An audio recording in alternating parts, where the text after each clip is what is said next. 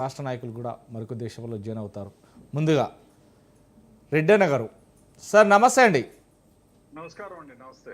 మనం రోజు చూస్తున్నాం ఏదైతే ప్రజలకు సేవ చేయాల్సినటువంటి గవర్నమెంట్ అధికారులే వారి కకృతికి అలవాటు పడి బల్ల కింద చేతులు పెట్టి లక్షల కోట్లకు వ్యాపారాలను విస్తరించుకునేలాగా వారు డబ్బులు వెనక వేస్తున్నారు. ఉదాహరణకి మనం చూస్తున్నాం ఏదైతే ఇరిగేషన్ శాఖ ఈ నూనె శ్రీధర్ ఇంట్లో సుమారుగా 200 కోట్లకు లాకర్ తెరిస్తే సుమారుగా 150 కోట్లకు సంబంధించిన ఆస్తులకు సంబంధించి బంగారాలు కావచ్చు, ఇవన్నీ కూడా కావచ్చు విలువలకు వచ్చాయంటున్నారు. కానీ రోజు రోజుకు ఈ అవినీతి తిమింగళాలు బారిన పడుతున్నాయి. ఈ నేపథ్యంలోనే ఇటు ఏసీబీ అధికారులు కూడా ట్రాప్ చేస్తున్నారు. ఎందుకు సార్? అంటే జీతం ఒక్కొక్క వ్యక్తులు జీతం సరిపోవట్లేదా? గవర్నమెంట్ ఇచ్చే జీతాలు సరిపోవట్లేదంటారా? జీతం పేరుకేనండి. జీతం వస్తుంది అని పేరుకే. నిజం చెప్తే గత 40 ఏళ్ళుగా మీరు చూస్తే 40 ఇయర్స్ బ్యాక్ మేము 52 ఇయర్స్ బ్యాక్ జాయిన్ అయినప్పుడు మాకు పీటీసీలో పోలీస్ ట్రైనింగ్ కాలేజీలో కానీ మిగతా దగ్గర ఏమని చెప్పేవాళ్ళంటే ఫలానా ఆఫీసర్ చూడు చాలా హానెస్ట్, ఆయన ఈ విధంగా చేశాడు, ఆయన్ని వీళ్ళని అరెస్ట్ చేశాడు అని కథలు చెప్పేవాళ్ళు. దాన్ని చూసి అందరూ కూడా అనుకునేవాళ్ళం మేము హానెస్ట్గా ఉండాలని. ఎట్లా కాలం గడుస్తూ వచ్చిందో ఆ విధంగా అవినీతి పెరుగుతూ వచ్చింది. ఒక దాంట్లో కాదు, ఇందుగలడు అందులేడని సందేహం వలదు చక్రి సర్వోపగతుడు. అంటే ఈ డిపార్ట్మెంట్ అని లేదు, అన్ని డిపార్ట్మెంట్లలో అందరూ కూడా అసలు తీసుకోనోడు పిచ్చోళ్ళలాగా చూసే పరిస్థితి ఏర్పడింది.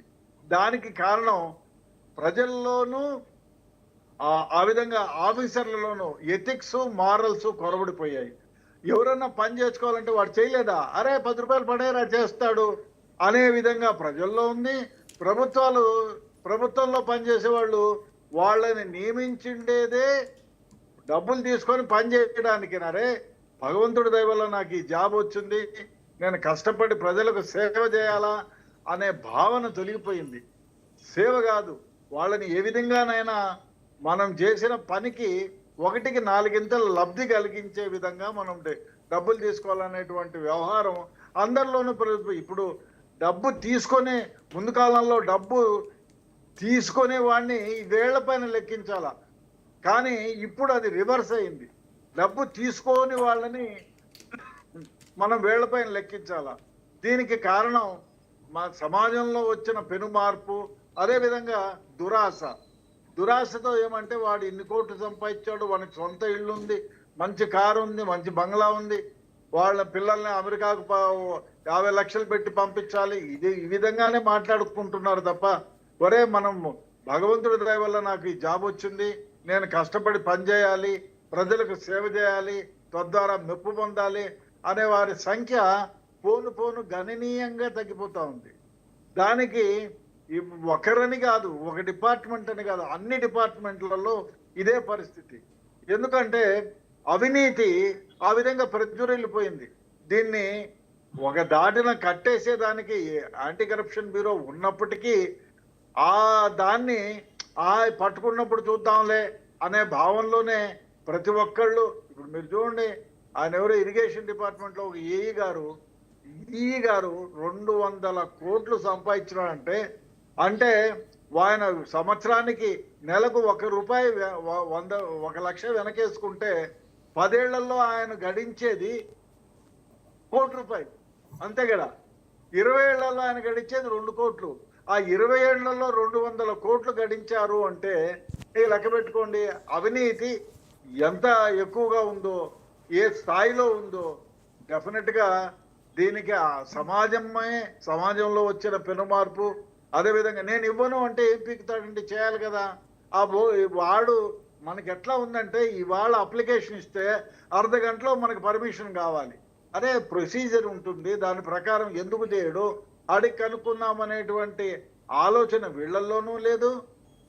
ఏదో ఒక రకంగా మనకు పని కావాలి, అరే అది కాదయా న్యాయంగా నేను పని చేయించుకోలేకపోతే అన్యాయంగా పని చేయించుకుంటే ఇతర వానికి అన్యాయం జరుగుతుంది కదా అనేటువంటి భావన ప్రజల్లోనూ లేదు.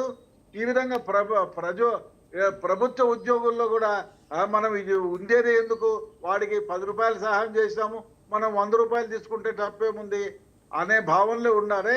నువ్వు అసలు డిపార్ట్మెంట్లోకి వచ్చిందే ప్రజలకు సేవ చేయడానికే అనే భావన ఏ కోశాను లేకుండా పోయింది. దానివల్ల ఏమైంది? అవినీతి పెంచి పెరిగిపోయింది. మీరు 200 కాదు 2000 అయినా ఇంకా దొరుకుతూనే ఉంటారు, భయపడే పరిస్థితి ఉండదు.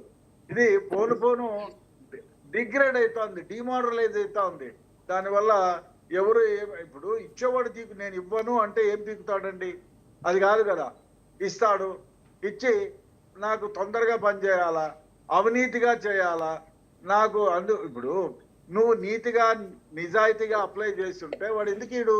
నువ్వు ఏదో కొరవ చేసినావు, దానికి 10 ఇంతలు వాడు డబ్బు తీసుకుంటున్నాడు. ఇదే ఆసరా. సో ఈ విధంగా ఏమైపోయిందంటే సమాజంలో అన్ని విధాల అన్ని చోట్ల ఈ విధంగా అవినీతి ప్రజ్వరిల్లుతుంది, 3 పువ్వులు 6 కాయలుగా. అందువల్ల ఒక డిపార్ట్మెంట్ అని కాదు, అన్ని డిపార్ట్మెంట్లలో కూడా అది ఎగ్జంప్షన్ కాదు, అన్ని డిపార్ట్మెంట్లో కూడా ఇది ఈ విధంగా జరుగుతూనే ఉంది. చూస్తూ చూడనట్టు ఊడుకునే వాళ్ళు చాలా మంది ఉన్నారు. తీసుకుంటే ఏముందిలే అనే వాళ్ళు ఉన్నారు. ఇచ్చినారులే, పని చేసినాం కాబట్టి ఇచ్చినారులే అనే భావన వీళ్ళల్లోనూ ఉంది. అందువల్ల ఏమైపోయిందంటే అరే ఒకటి మీరు అప్లై చేసిన వాళ్ళు నీతిగా నియమంగా చట్ట ప్రకారం నేను అప్లై చేశాను, వాడు ఎందుకు ఇడు అని క్వశ్చన్ చేసే బాధ్యత లేదు. వాడు అక్కడ అవినీతి పరంగా అంటే వాడికి రెండు గజాలు పక్కకు జరిగితే గవర్నమెంట్ ల్యాండ్ ఉంది, అది నాకు వద్దు అని అనుకోడు. ఆ 2 గజాలు జరిగింది, 2 గజాలకు ₹1,00,000 దక్కన 2 లక్షలు, వానికి 50,000 ఇస్తే తప్పేముంది అనేటువంటి భావన ప్రజల్లోనూ ఉండిపోయింది. ఇటు పనిచేసే వాళ్ళల్లో కూడా వాడికి 2 లక్షలు లాభం చేసేటప్పుడు నాకు 50,000 తీసుకుంటే తప్పేముంది అనే భావన వీళ్ళల్లోనూ పెరిగిపోయింది. దానివల్ల అవినీతి ప్రజ్వరిల్లుతుంది, పెట్టిపోతుంది. ఆ విధంగా అవినీతి అంతు లేకుండా పెరిగిపోయింది. సార్ మనకు